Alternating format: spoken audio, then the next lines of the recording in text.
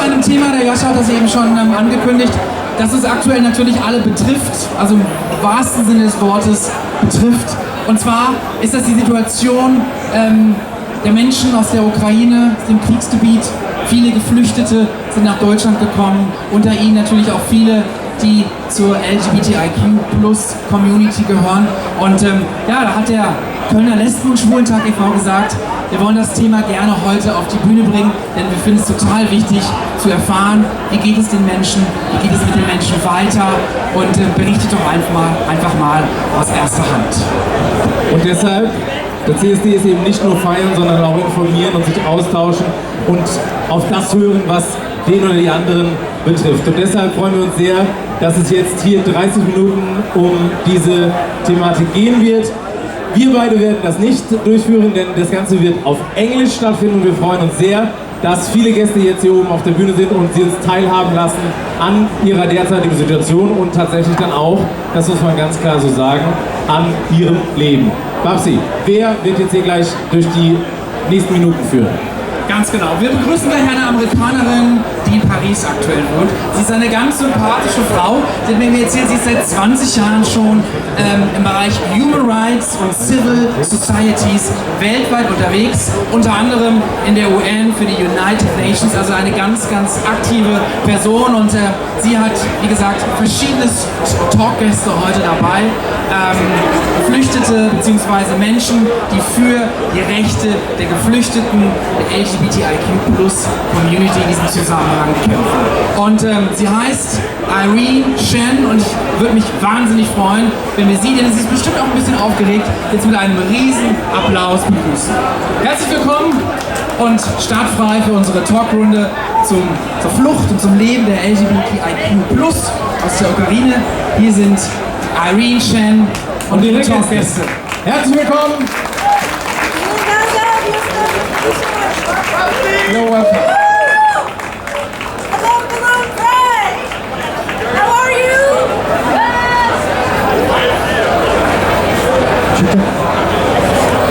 Sie sollten ein Stück nach links gehen, weil Testing, testing.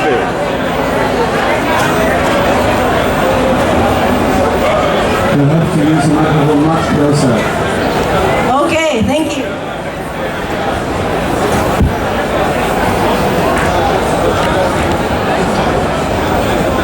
Thank you so much for being here with us today and for having us here. We're so honored and happy. I want to take the opportunity to introduce four amazing human rights activists from the queer community in Ukraine. Okay, we're going to start with Olya Rubtsova, representing Odessa Pride. Rapper Olya! Hello. And also from Odessa and representing the Gay Alliance of Ukraine in Odessa is Evgenia Lubanova. Give it up, thank you. To my right we have Stas Mishenko, representing Kyiv Pride and the Kumne Square of Ukraine and our love. First one, pardon. And finally we have Lenny Emson, Executive Director of Kyiv Pride, also a member of the Trans Steering Committee for ILGA Europe and Central Asia, and a board member of Transgender Europe. Thank you so much. Give it up for Lenny. So we have about 20 minutes or so to really try to understand what's happening in Ukraine with the queer community. We've heard a lot on media. Some of you have been interacting and supporting queer Ukrainians, either in Germany or abroad. from Ukraine. So let's try to take an opportunity to learn what's happening on the front lines. Can you hear me? Yes? Okay. Yeah, right now it's good? Okay. I'm going to start with you, Zhenya. Now, Zhenya, you're still in Odessa right now, right? And you have been very active on the front lines in a city that's not so often in the news, and we're really sorry about the attack yesterday that killed 21 people in Odessa. Can you help us understand what's going on in regions outside the capital? what's your vision for supporting Ukraine right now and the rebuilding the country to protect queer people? Thank you. So, yeah, can you hear me? Can you hear me now? Okay.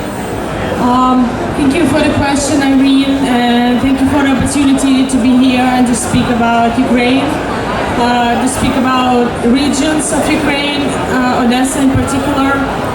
Yes, I left Odessa a bit more than a week ago, but I'm looking forward to come back to Odessa in July because we still have a lot of work there, human rights work and humanitarian support of community also. So for now we are facing a lot of challenges with increasing hate crimes, with increasing homophobic attacks, and of course many people are more vulnerable now, economically, psychologically, physically vulnerable because there are many refugees in Odessa also. Odessa is the region where some people are trying to stay and some people use it only just like a transit point.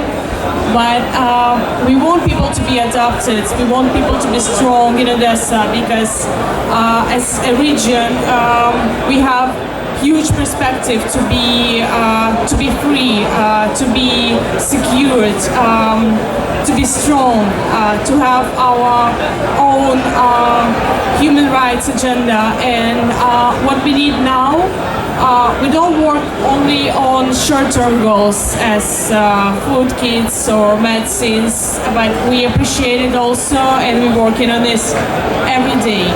We also want our volunteer team to be stronger, so we are now working on mentoring program of developing our Odessa branch because we need more activists, we need more human rights defenders in Odessa.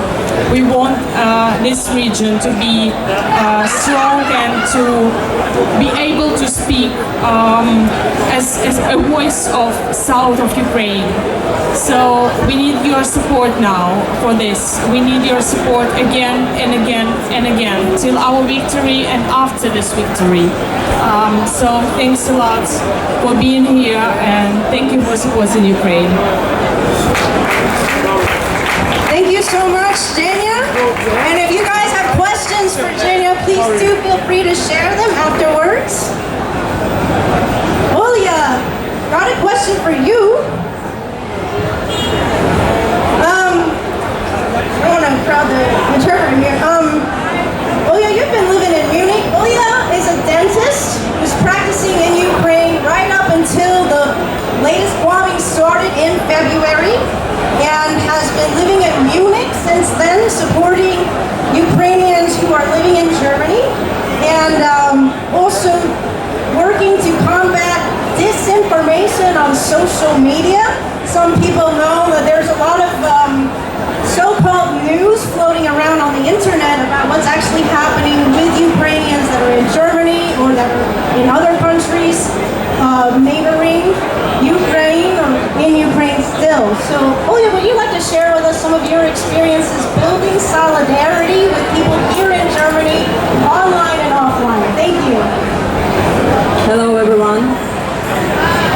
So yes, I can tell you something about refugees, and I want to tell you that right now it's not only war with country and militaries. No, we have, I think, the biggest war in media because Russians try to show that Ukrainian refugees like bad persons, and they made some specific videos and everything like this to show that please do not help them. But I want to tell you, I wish you never feel these feelings when you need to left your house, go to another country, because we even don't know the language, and we really try to learn your language to speak with you and understand you. Because for me, for my family, I never felt such a lot of support, really. Here in Germany, I have, I think, everything what I can just imagine for help in this case.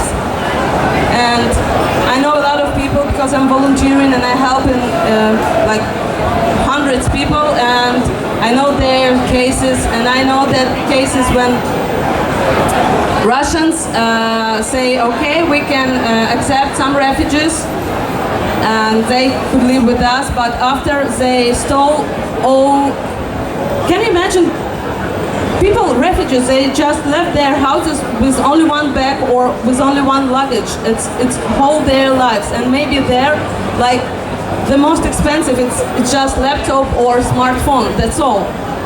And so in this case, Russians just stole their everything and said, sorry, but we are not a friends. And when Russia will take your territory, now we can be friends, but after we will be friends, and after you can come to us and live with us.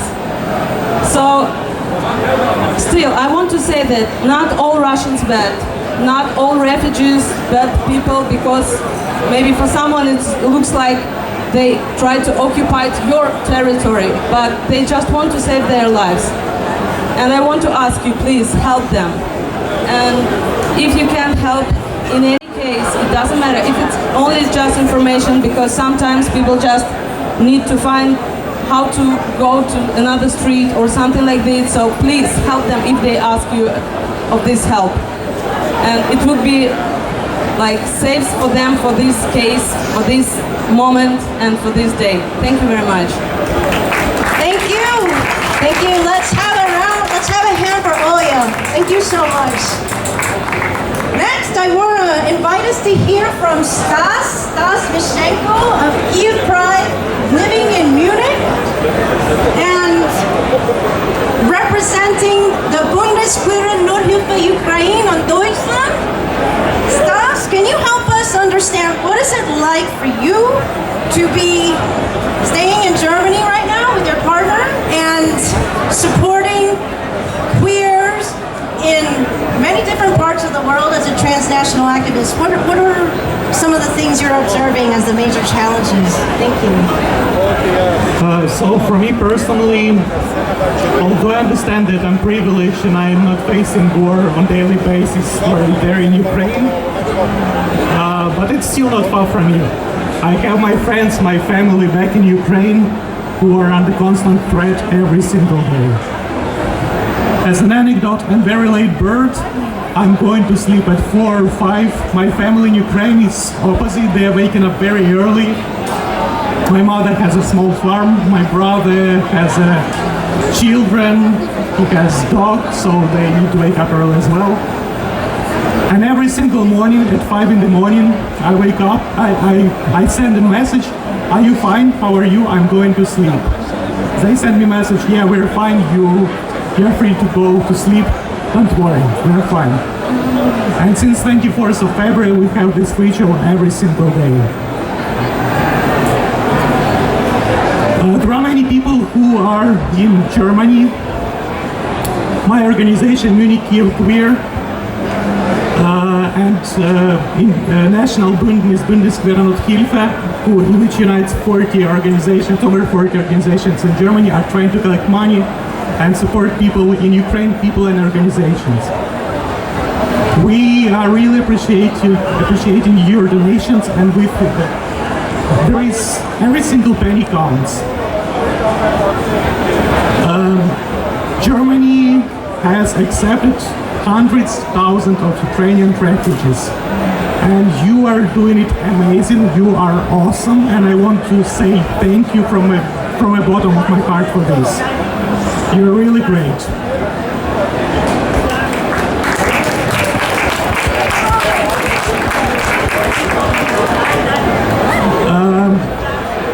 The problem is that war is not over. We still need your help, we still need your support, we still need your donation. There are many Ukrainians who are needing accommodation right here and right now. The situation is ever changing, and we must react agile and very fast.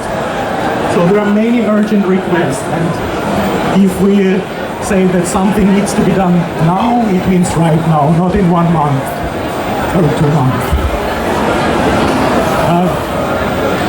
But the most important thing is what we can do as community, as society here in Germany. We need to help Ukraine to win this war. Otherwise, everything else is in vain. We're just patching things. But we need to work on the bigger reason, on the bigger issue, the war itself. Ukraine is able to win, and we will win with your help. We need you to go to the street, talk to your politicians, to sign petition, to share information, and to be with us side by side. Thank you. Thank you so much. Let's give a round of applause for Lenny Emson, providing a perspective from Kyiv, the capital of Ukraine, but also from throughout Europe, through Lenny's role with ILGA Europe, the International Gay, Lesbian, Bi, Trans and Intersex Association of Europe and Central Asia, and also Transgender Europe. So, Lenny. Hi everyone. Thank you very much for being here, for listening, for being with us with this very uneasy and difficult time for Ukraine. I represent the capital Pride. I represent Kyiv Pride. The Pride that is turning 10 years old this year.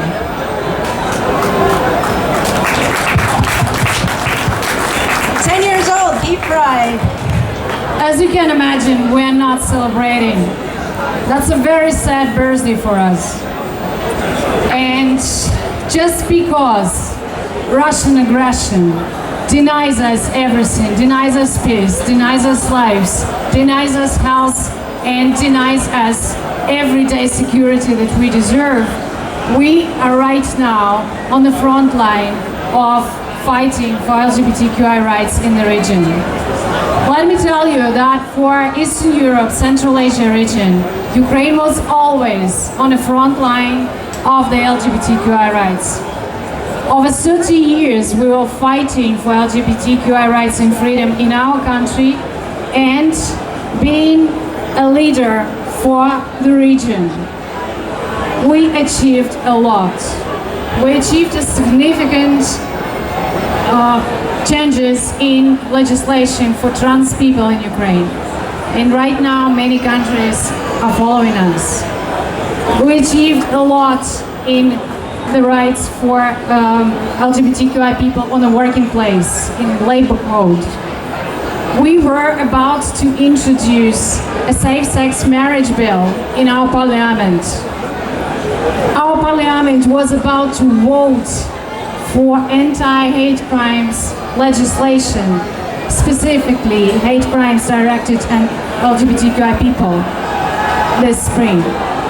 So they were about to vote for our rights, but Russia came in and our way to the better life for LGBTQI people in Ukraine has stopped. Unfortunately, this situation will lead to the whole falling and rolling back for LGBTQI rights in the whole region. So I want you to see that this war is not something local that affects Ukraine only. I want you to see that this war affects many countries around, affects Baltic countries, Central Asia, Moldova, probably other countries who are on the border with Ukraine. And I want you to understand that if we will not stop Russia in this aggression, so this is not just about the war, this is about something bigger than that. This is about human rights for the whole region. This is about human rights for minorities in Ukraine and specifically LGBTQI people. You probably know that Russians security services, they have lists of Ukrainian LGBTQI and Ukrainian human rights activists. And when Russia occupies the territory, this list comes in action. They hound down our activists, they hound down people who are related to LGBTQI community. And we are very much afraid that if the war will not be stopped, our lives are in danger right now. We will be specifically targeted by Russia. So as Stas said, we need support. Because we in all this together, And without your help, without you putting pressure on your government, without you putting pressure on the politicians, nothing will move on. Because politicians, they listen to us, to the civil society, to the activists. Your voice is important. Your voice is the power of change. And that's change we need right now. We need to move on. We're stuck with that. We need to move on. We need more support. And we need to win this war, finally. And then we'll celebrate the Kyiv Pride's birthday.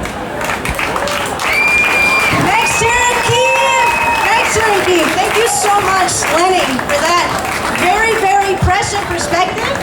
I want to just say we have a little extra time with us because unfortunately 2 of the Ukrainian delegates could not make it today, and we want to honor them. One person representing Dnipro, our non-binary colleague, unfortunately is not feeling well. Dnipro is a new sister city of Cologne, and Dnipro, let's give a hand up for Dnipro, Cologne. And right now, the 2 cities are talking with each other on how to strengthen protections for queer people in both cities. Also, we have a colleague from Kyiv who took a bus. It was a 36-hour bus, and she arrived very early this morning. Unfortunately, she is not able to join us right now, so we want to honor her. And finally, we have some colleagues from Zaporizhzhia and another part of the country. Actually, our colleague from Dnipro is here. I can't come off the stage, but I'm going to invite her to walk over here.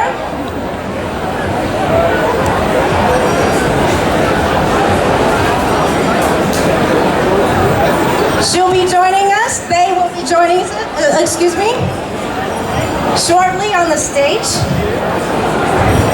In the meantime, since we have just a few minutes left, all right, welcome Loki Van Dorn from Dnipro.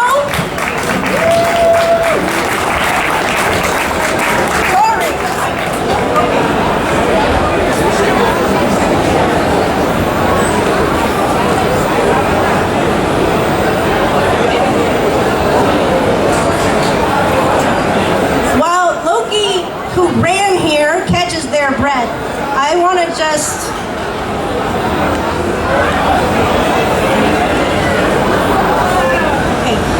Loki is catching their breath. So how about this? I'm going to ask all our speakers to share one thing that you in the audience, if you're German, if you're not German, if you're European, if you're not European, wherever you're from and whoever you are, what is one thing people can do to help Ukraine and Ukrainian queers and global queer community right now, today? I will start with you, Sas.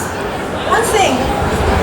One very simple thing you can do, find Ukrainian person and talk to them. You will hear the information, you will help them to be heard, and that's very important right now.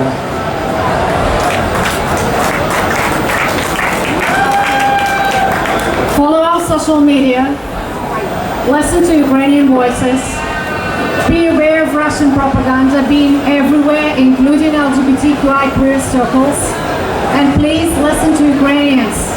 There is a translation button in Facebook and other social networks. You can follow us, you can see what we're doing, you can understand what we're saying, you can ask us questions, you can have all information you want to have. Please don't follow into Russian propaganda. Listen to Ukrainians. Thank you. Thank you, Stas and Lenny. Oh yeah, what is one thing people can do? You want to be the last. Okay, Zhenya, one thing, one suggestion for us. Donate to Ukrainians freedom, because our soldiers are fighting for Ukrainian values, for European values also. We are fighting for peace and we are fighting for dignity, and this dignity is worth the fight.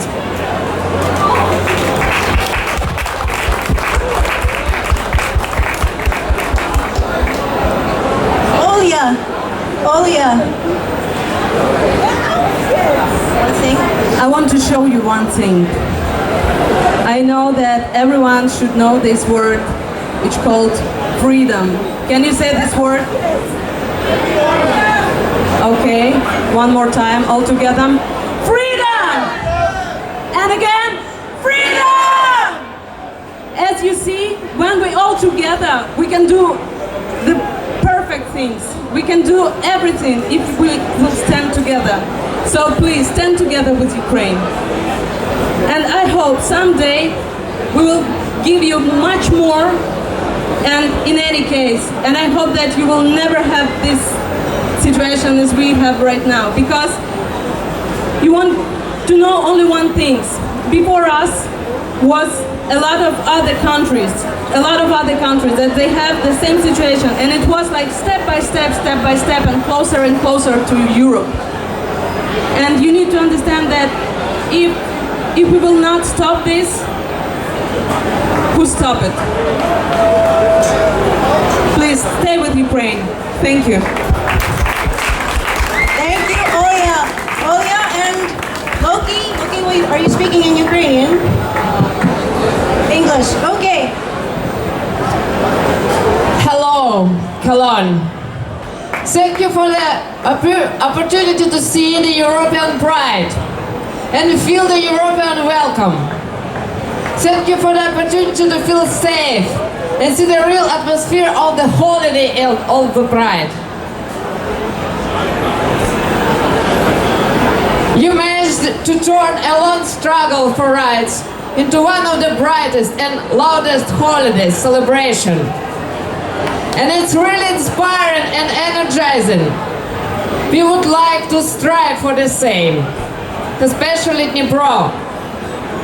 We have very talented organizers, magical logistics, volunteers, who are not leaders, but almost all the world lies on their shoulders. They often do not know what the side salary is, which would be a good compensation for the contribution of forces to work.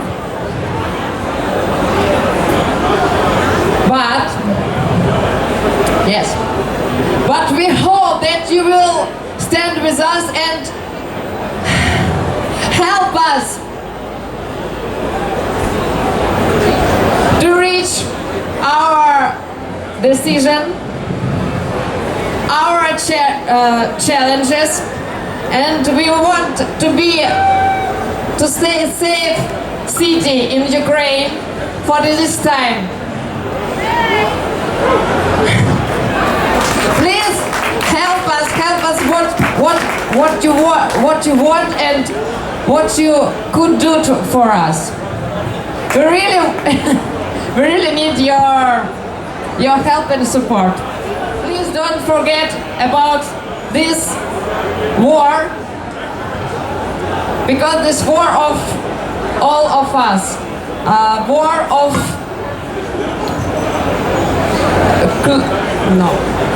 of human rights and culture, against the